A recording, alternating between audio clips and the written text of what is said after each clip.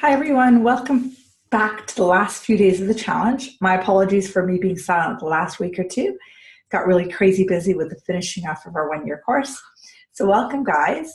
I'm going to do a string of videos right now to help you through the holidays. And this is actually perfect timing because most of you are now either with family or avoiding family or possibly being triggered or challenged by this time of year. So we're doing a bunch of videos series right now, and officially, I put this in quotes, the challenge ends on Christmas Day. And my sense that you guys have been working at this, you've been kind of setting your vibration, being aware of when it falls away. So I set this up specifically in gear to Christmas coming. And this last bunch of videos I'm going to do right now are all about understanding, explaining why I did it, as well as some deeper techniques.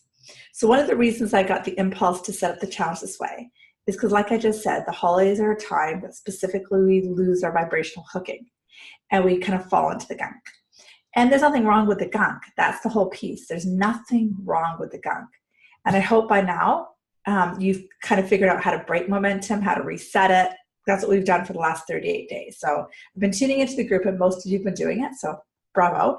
And you can't do it right or do it wrong. It's just awareness. Oh, I'm in the gunk now. What can I do? Oh, 17-second rule. Let me go meditate. Let me go journal. So now let's talk a bit about projection and triggering. So what typically happens over the holidays is we go spend time with our family and we love them so much, and we do.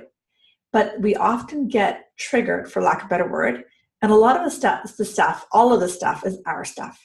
Okay, so that's the whole part of the teaching that I work with, is that everything is ours. Everything.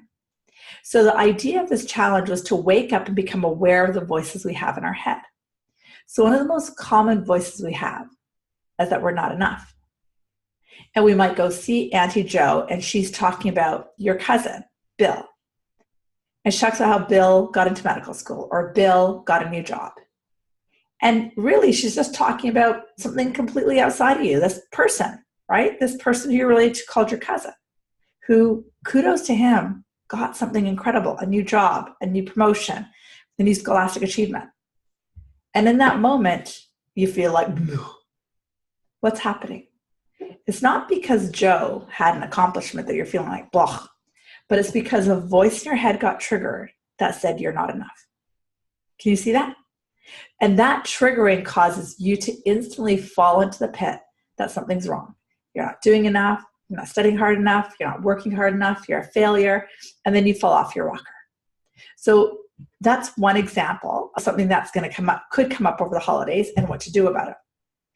So there's a couple of different techniques. The first technique is to recognize it. To recognize that, oh, a voice has started in my head, my shadow, my saboteur is showing up. Remember, your shadows are equally as divine as your light. They're both equal. One is not more light or less light, they're equal light. And when you get that, then you can sit with the voice that just got triggered and go, wow, I got it. This voice is really triggering me. So Auntie Jo is talking about your cousin, and you automatically go, oh. And then what do? You go, wow, I see that. You exit stage left, meaning you go for a walk, you take a break, you go have a drink, you do whatever you do. And you recognize in that moment that it's actually not your cousin you're upset about. It's not. It's got nothing to do with your cousin. It's got everything to do with the thoughts you've achieved. Now, I hope by now you figured out, day 38, that you are a divine source. There is no such thing as a failure. You are that part of love and light that is everything, that is truth. And just sit with that for a moment. There is no race. You can't get it wrong. You are that light. And can you see when you sit with that thought that you are that light? All of a sudden, you know that there's so much more. You know that you are so much more. And when you sit in that space and you're holding it, You're no longer in this voice, but you can see it from a distance. And you can hold the truth of your divinity right there. Your heart opens, your mind quiets, and you can see, sense, feel, and be conscious that this contrast of you meeting Auntie Jo was a huge gift for you to step into your light and realize that this voice is not true. You are that. You are that. Take a few breaths with that idea right now. You are that.